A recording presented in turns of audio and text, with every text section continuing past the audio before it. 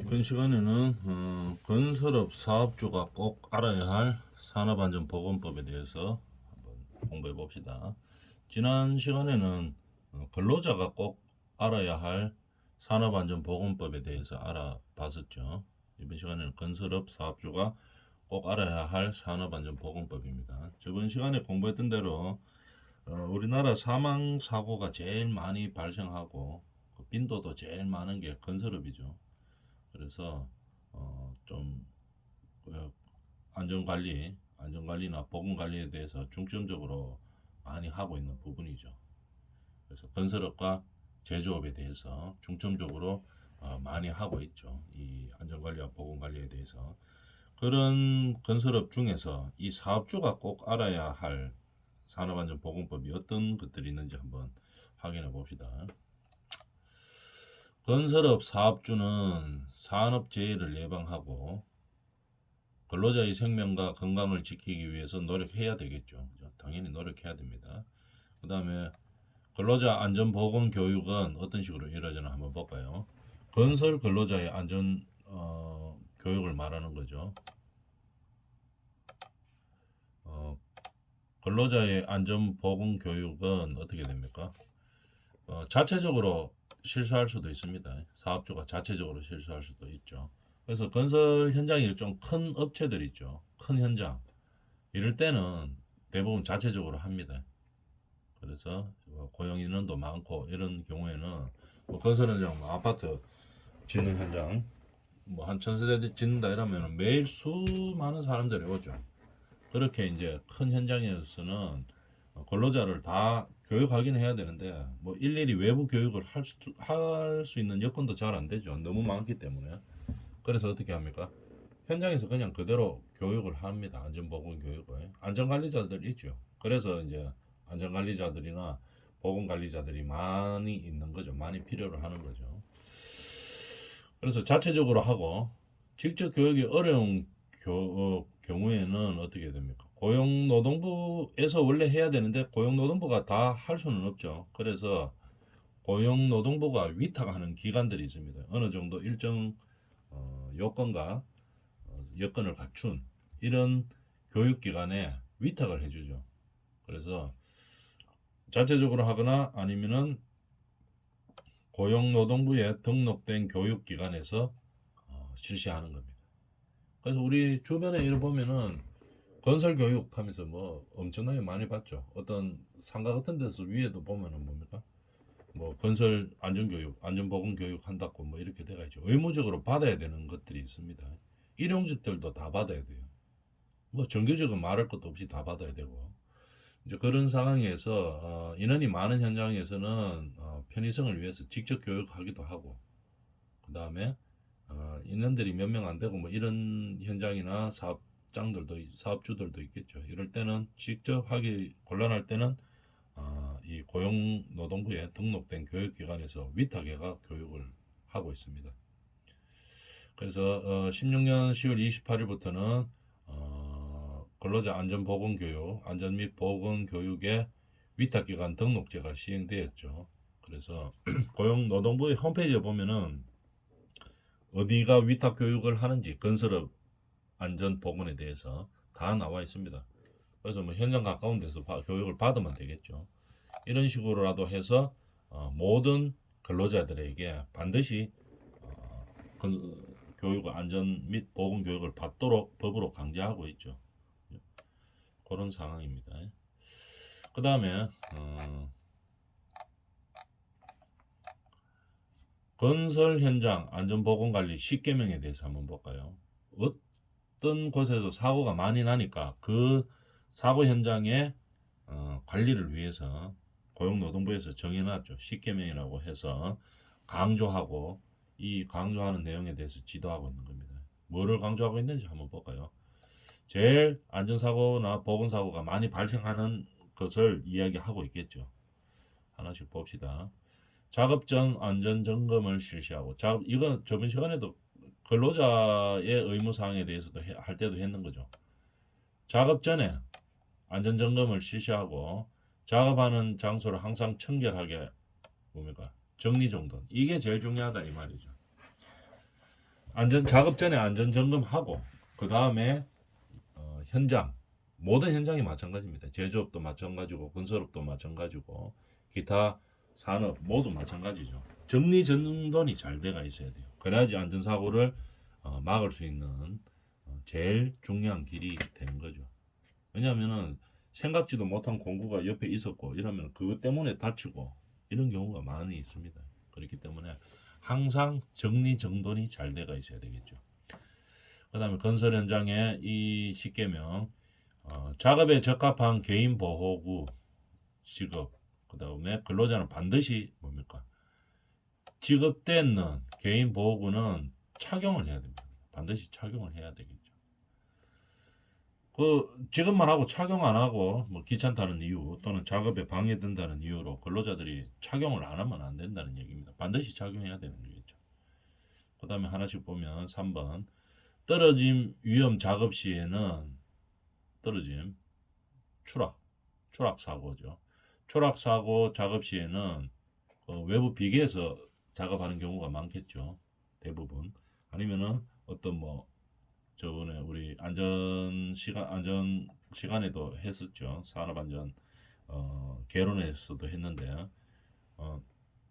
뭐 들고 다니기 편한 우막하죠. 현장에서 발판 이런 거 좁은 거 들고 다니기 편하다고 그런 거 써가지고는 안 되죠. 어떻게 합니까? 작업 시에는 폭 40cm 이상 40cm는 최소한 돼야 되는 겁니다. 견고한 작업 발판을 설치하고 측면은 안전난간을 설치해야 된다 이런 얘기겠죠. 40cm 정도 되는 거를 써야지 사람이 실수로 이제 떨어지는 발을 잘못 디뎌가지고 떨어지는 이런 사태들을 좀 막을 수 있다 이런 얘기입니다. 그래서 우리 저 외부 비계 설치할 때도 안전발판으로 바꿨을 때도 안전발판 이 폭이 40cm가 되는 겁니다. 사진으로 잠깐 보면 안전공학 개론 시간에 다 했던 내용이죠. 그래도 나왔으니까 한번 봅시다. 이 그림을 보면 지금 여기 나오죠. 안전발판이죠. 안전발판. 여기 보면 안전발판을 이렇게 이제 좀 크게 해볼까요?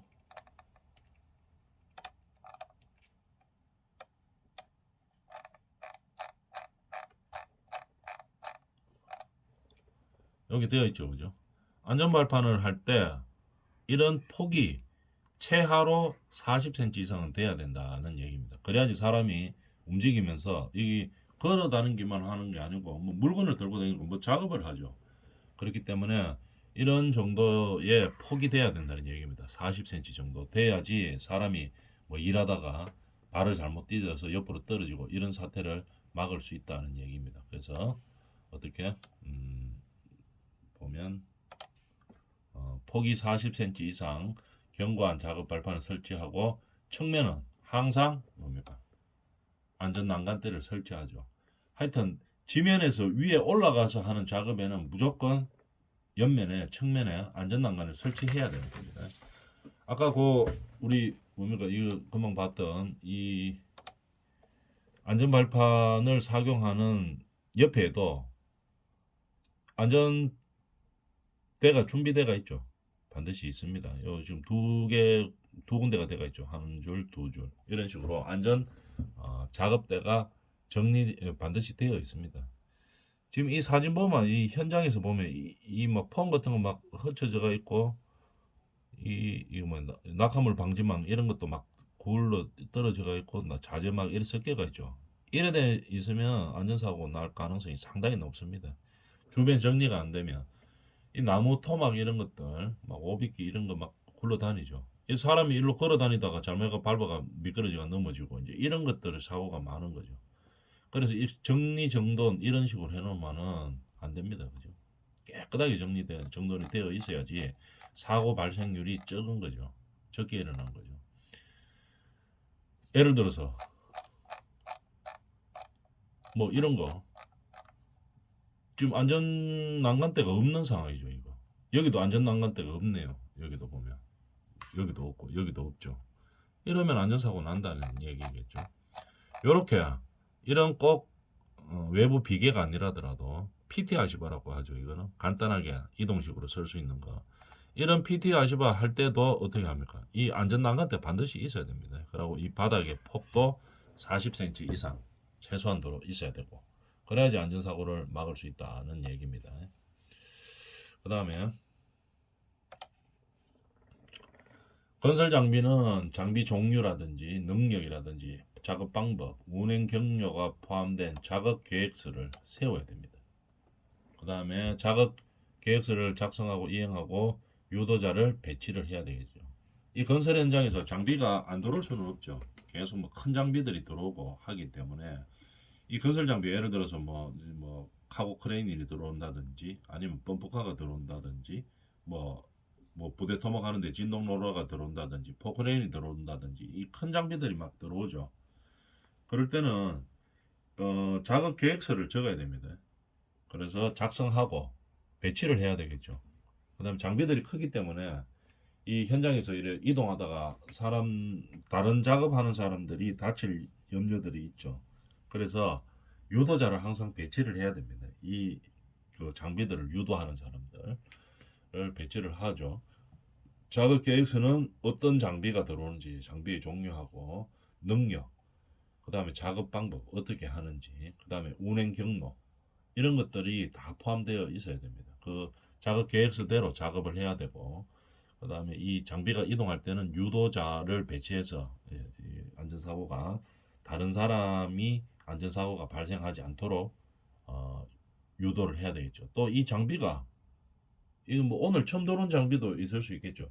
근데 저쪽에 뭐 예를 들어서 번면이 뭐 경사가 센 번면이 있는지 없는지 잘 모릅니다. 이 장비 들어오는 사람들은 계속 처음부터 있었으면 알지만 필요할 때만 장비 들어오죠.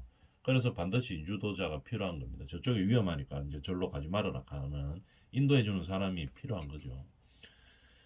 그다음에 계구부에는 충분한 간도를 지닌 덮개를 그죠? 계구부에는 뭐 해야 됩니까? 이 건설 현장에는 계급부가 많이 있죠. 엘리베이터 올라오는 길이라든지 엘리베이터 통로 아니면 계단실 뭐 이런 통로들이 많이 있습니다. 그런 계급부에는 뭐 합니까? 덮개를 설치해야 되겠죠. 근데 이 밤에 또는 뭐 흐린 날도 잘 보여야 되겠죠. 어두운 장소에서도 뭐 해야 됩니까? 식별이 가능하도록 뭐 보통 많이 하는 게 뭡니까? 야광, 형광, 빛이 나는 거 이런 걸 많이 쓰죠. 그래서 계곡에도 덮개를 설치하고 어두운 장소에서도 식별이 가능하도록 표시를 해줘야 된다는 얘기겠죠. 그런 사진을 한번 볼까요? 우리 안전공학 할 때 우리가 공부 다 했던 내용들이지만 우리가 그 들어가기 전에 한번 봅시다. 이렇게 되어 있는 현장이 있다고 칩시다. 아까 그 현장하고 막 지저분한 현장하고 이렇게 되어 있는 현장이 있죠. 깨끗하게 정리정돈되어 있는 현장. 여기서 안전사고 날 가능성은 상당히 희박하죠. 잘 안 납니다. 이렇게 깨끗하게 정리되어 있으면. 정리정돈이 잘 되어 있으면. 그죠? 사람이 가다가 여기에 뭐, 무슨 도구도 떨어져가 있고, 뭐, 나무 토막도 떨어져가 있고, 그럼 가다가 장비 같은 거 들고, 가다가 작업자가 발이 탁 걸려가 넘어질 수도 있고, 미끄러질 수도 있고, 막 여러 가지 상황들이 있지만, 이렇게 깨끗하게 정리정돈이 되어 있으면 사고가 거의 안 납니다. 날 수가 없죠. 이게. 여기서 사고가 날 가능성 물론 있기는 있겠지만 희박하죠. 상당히 희박합니다. 여기도 보면 이렇게 정리정돈이 잘 되어 있어야 됩니다. 현장은. 그래야지 안전사고가 안 나는 거죠. 요렇게 정리가 되어 있는 상황에서 여기 이제 보면 정리정돈 잘 되어 있네요. 여기만 잘 되어 있는 것도 아니고 이 외부의 땅 쪽에 한번 보세요. 대지 쪽에 보면은 자재는 자재끼리 길이에 따라서 종류에 따라서 딱딱 구분해가 잘 해놨죠. 그래서 이제 작업 끝나고 나면은 가바 같은 걸로 딱 덮어가지고 비 올 때 이 자재들도 보호하고 이런 식으로 자재 정리가 잘 되어 있어야지 어떻게 됩니까? 이 현장에서 사고가 안 나는 거죠. 아까처럼 막 오만 거 다 막 같이 막 섞여 있고 이러면은 사고가 날 가능성이 훨씬 더 높아지는 거겠죠. 그래서 항상 작업장은 정리정돈이 잘 되어 있어야 된다는 얘기입니다. 그 다음에 아까 그 계고부 사진 한번 요런 거죠. 계고부를 덮어주는 겁니다. 이게 이제 예를 들어서 엘리베이터 홀, 건축에는 계고부들이 많아요. 비트 또는 뭐 소화전 올라오는 길, 뭐 이런 것들 많죠. 설비 올라가야 되는 길, 이런 것들의 계고부 두께를 뚜껑을 반드시 덮어줘야 됩니다. 그것도 약한 게 아니고 아주 강한 걸로, 그죠? 강도가 센 거. 사람이 올라타도 모르고 이제 올라갈 경우에도 너무 부서지지 않는 이런 강도가 충분한 재질로 계고부를 덮어줘야 되겠죠. 그 다음에 이런 난간 주위에는 항상 뭡니까? 안전 펜스를 이런 식으로 쳐줘야 되겠죠. 안전 펜스는 항상 두 줄입니다. 보통 60, 60cm, 600, 600mm 이렇게 간격으로 해주는데 그 규정들이죠. 보통 한 500, 600, 사람 키하고 봤을 때 600 정도로 올라가면 거의 딱 맞습니다. 이런 식으로 두 줄을 반드시 안전 펜스를 쳐야 되겠죠. 계고부 주위에는 이 뚜껑만 덮어가 될 일이 아니고 뚜껑 주위에서도 뭐합니까? 이런 안전 펜스를 반드시 쳐줘야 됩니다. 물론 이 계고부 덮개를 하든지 안전 펜스를 하든지 뭐 둘 중에 하나만 하면 된다고 하지만도 어떻게 됩니까? 두 개 다 해야 되겠죠. 이건 금액도 비싼 것도 아니죠. 관심이 있나 없나, 안전 의지가 있나 없나 그런 거죠. 그러니까 항상 이 두 군데를 다 해야 됩니다. 계고부 덮개도 하고 그 다음에 안전 펜스도 돌리고 그 다음에 이런 식으로 위험 표시도 해주고 이렇게 돼야 되겠죠. 이렇게 안전 장치들을 해줘야 된다는 얘기입니다. 그 다음에 어두울 때도 볼 수 있도록 야광으로 형광으로 해주는 거죠. 야간에는 이게 빛이 나도록 이거는 형광 형태의 제품을 사용해야 된다는 얘기입니다. 그 다음에 전기 작업 시 중요하죠. 저번 시간에도 했던 거 전기 용품을 쓰면 무조건 접지를 하고 해야 됩니다. 접지를 안 하고 하면 너무 위험하죠. 누전돼 버리면 사람이 감전될 수가 있기 때문에 반드시 접지를 하고 사용 목적에 적합한 보호구 중에 절연용 보호구가 있죠. 그래서 저번 시간에도 이야기했지만 절연 장갑, 절연 장화, 그 다음에 절연 옷 이런 거 있죠. 이런 걸 다 착용하고 반드시 전기 작업을 할 수 있도록 그렇게 합니다. 그러면 이런 절연 장구를 이런 거를 다 갖추고 하면 실제로 어떻게 합니까? 접지도 하고 해놓으면은 사고도 잘 나지 않겠죠. 그렇지만 혹시 나더라도 막을 수는 있죠. 항상 이 보호구를 착용하더라도 용도에 맞게 사용 목적에 적합한 보호구를 써야 됩니다.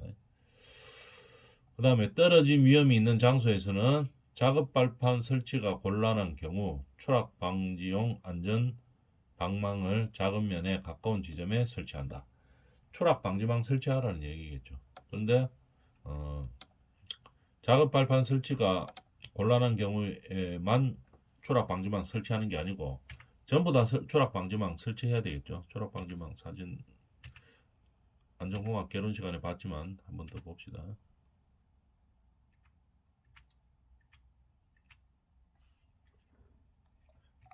이거는 낙하 방지망이고, 그죠? 추락 방지망, 사람을 떨어지는 거, 뭐 그런 거를 대비해서 막는 거죠. 요런 거죠. 철골 공사 하는데 우리가 사람이 추락할 수가 있죠. 그래서 이렇게 방지망을 해 놓는 겁니다. 망 치는 작업 중이죠. 전부 다 쳐야 됩니다. 요 한 군데만 치는 게 아니고 전부 다 쳐야 되겠죠. 그래서 혹시 사람이 작업을 하다가 추락하더라도 요 망에 걸려야지 큰 중대 사고를 막을 수가 있죠. 그리고 작업을 해줘야 된다는 얘기입니다. 이런 추락 방지망을 하고 그 다음에 거푸집 동발이 조립 및 해체 작업 시에는 거푸집 동발이가 뭐냐면 밑에 스포트라고 현장에서 그냥 사포드락하고 스포트라고 이야기합니다. 거푸집 동발이가 우리가 천장 같은 거 콘크리트 타설 할 때 무게가 있으니까 양생되기 전에는 이게 처지죠. 그럼 처지지 말아놨고 밑에다가 받추는 거죠. 스포트라고 이야기합니다. 거푸집 동발이라고 이야기하는데 이런 동발이 조립 해체 작업 시에는 구조 검토를 해야 됩니다. 그냥 감으로 몇 개만 하면 되겠네 이런 게 아니고 구조 검토를 반드시 해서 그 구조 검토에 따라서 동발이를 조립하고 그 다음에 적정 날짜에 해체를 하고 이렇게 해야 됩니다. 너무 빨리 해체해버리면 어떻게 됩니까? 위에 슬라브 양생되기 전에 콘크리트 슬라브 양생되기 전에 해체 밑에 저 동발이 해체해 버리면 어떻게 됩니까? 무너지죠 이게. 그래서 이 해체하고 할 때는 반드시 규정된 날짜를 준수하고 그 다음에 해체해야 됩니다. 그런데 아파트 공사 이런 거 할 때는 똑같은 거 막 올라갈 때는 이게 다른 공사하는데 긁어치고 하다고 그냥 막 빼보는 경우들이 많이 있죠. 자기 일 해야 되는데 동발이가 있어가지고 일 막 못하고 긁어치고 이러면은 뭐 근로자들이 뭐 사람 무너지겠나 싶어서 동발이 임의로 막 해체하고 이런 경우들이 있습니다. 있으면은 큰일 나죠. 무너집니다. 이거 양생되기 전에는. 그래서 무너진 현장들도 많이 있죠. 특히 겨울철 양생이 천천히 되죠. 여름철에는 좀 빨리 되지만 겨울철에는 어떻게 보면 천천히 됩니다. 그래서 계절마다 정해진 그 동발이 해체 일자에 준하도록 다 양생시킨 후에 그 다음에 해체를 시켜야 된다는 얘기죠. 조립할 때도 마찬가지고 구조 계산 후에 조립해야 되고 그 다음에 해체할 때도 정해진 날짜, 양생 날짜에 정확하게 규정에 맞게 그렇게 해체를 해줘야지 붕괴 사고가 일어나지 않는다 이런 얘기입니다. 그 다음에 사다리 설치 시 경고한 구조. 사다리 설치할 때 어떻게 하나? 저번에 우리 그거 할 때도 안전공학 할 때도 다 배웠었죠. 한번 더 봅시다. 사다리 설치 시에 경고한 구조. 일정 단닥 간격 유지. 그 다음에 걸친 부위 60cm 이상 여장 확보. 벌어짐 및 전도 방지 조치 실시. 이 말이죠. 이겁니다. 예전에 했던 건데 사다리 할 때 사다리 작업을 할 때 어떻게 됩니까? 이 각도가 너무 세면 안 되죠. 이게 사다리가 짧아가지고 이래 막 세워가지고 거의 뭐 85도 90도 이렇게 작업하면 안 되는 겁니다. 최소한 70도 안쪽으로 우리가 사다리를 놓고 올라가야 된다는 얘기겠죠. 그 다음에 이 여장이 그러니까 걸치는 면보다 위로 올라가는 게 최소한 60cm는 올라가라 이 말입니다. 보통 우리가 1m 이상 1m 정도를 남구고 하죠. 보통 사다리를. 근데 이제 고용안전노동부에서 권장하기로는 아무리 적어도 60cm는 보장을 하라 이 말입니다. 여기를 놔두라는 얘기죠. 60cm 이상 여기 올라가라 이 말이죠. 이게 뭐냐면은 잘못해가지고 사람이 올라가면 무게가 있기 때문에 뒤로 쭉 밀릴 수가 있죠. 쭉 밀리더라도 요 한 60에서 1m 정도가 있으면 어떻게 됩니까? 이 그런 사고를 막을 수가 있다는 얘기겠죠. 그 다음에 이 사다리 작업할 때는 반드시 밑에서 한 명이 잡아줘야 됩니다. 그래서 2인 1조로 들어가야 된다. 이렇게 사다리 하나에도 이런 규정들이 많이 있습니다. 그러면 우리가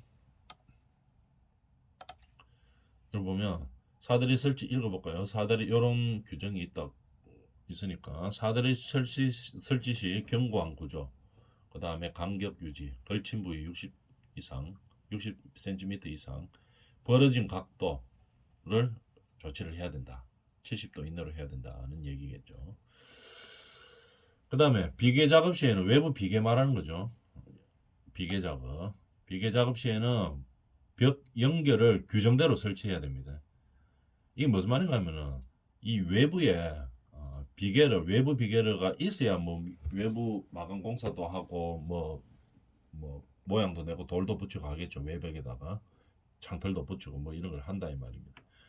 근데 이 외부에 붙어 있는 거는 건물에 딱 붙여 있는 게 아니고 그냥 외부에 이렇게 돌려가 있죠. 가만 놔두면 어떻게 됩니까? 이 크기가 있고 높이가 있기 때문에 바람 막 불면 이게 휙휙 움직이겠죠.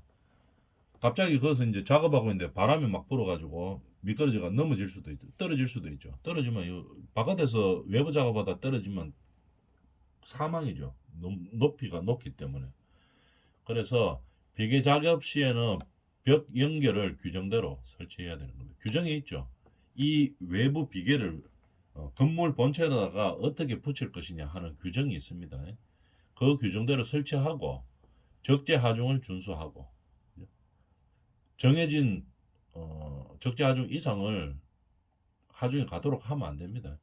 그 다음에 해체 시에도 작업 순서를 정하여 관리 감독자가 지휘해야 된다 이 말입니다. 사진으로 한번 볼까요? 비계 작업 시 벽 연결을 규정대로 해야 된다는 된다는 얘기죠. 그 사진 한번 찾아봅시다.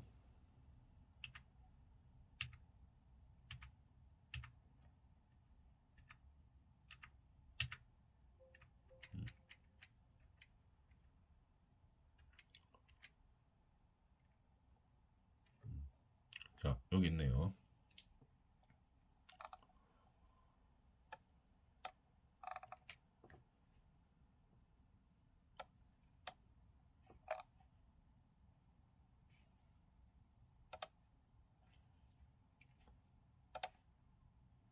조금 크게 한번 봅시다.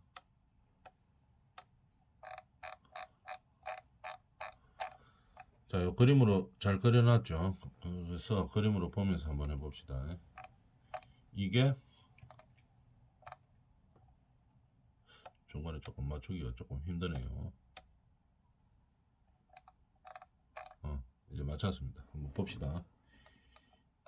이게 이제 외부 비계죠. 외부 비계를 설치할 때 이게 안전발판이고 요 밑에 깔리는 거 안전발판 법으로 강제하고 있죠. 안전 난간 떼고 요 두 줄 깔아놨습니다.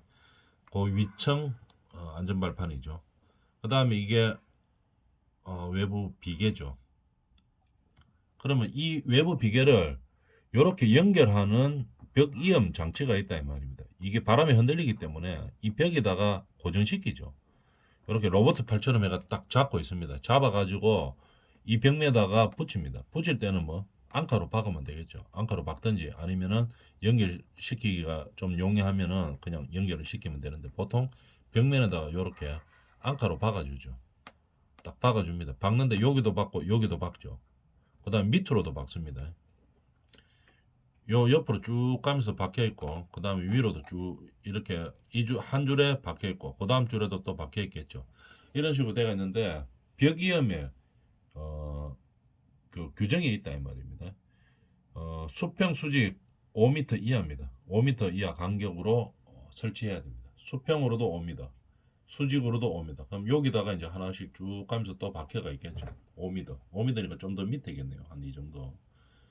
수직, 수평 다 벽이염은 5m 이내로 해야 되는 겁니다. 한 층에 보통 뭐 한 3m, 4m 이렇게 되니까 그거 우리가 감안해서 이제 그렇게 이 벽이염을 해주면 되겠죠. 벽이염 이걸 안 하면 어떻게 되느냐? 이 작업하다가 바람 불어가 이거 사람이 추락할 수가 있는 거죠. 추락할 수가 있는 거죠. 그래서 항상 조심해야 되는 상황입니다. 이런 식으로 우리가 지금 뭐였습니까? 건설 현장 안전보건관리 10개명을 했죠. 건설 사업주가 우리가 알아야 되는 산업안전보건법규에 대해서 하고 있습니다. 그러면 이 10개명으로 고용노동부에서 만들어서 막 이렇게 강조하고 있는 것은 왜 그렇게 했습니까? 이 부분에서 사고가 많이 난다는 얘기겠죠. 안전사고가. 그렇기 때문에 우리가 잘 알아주고 이에 대해서 관리를 해줘야 된다는 얘기입니다. 다음 시간에서 이어서 하겠습니다.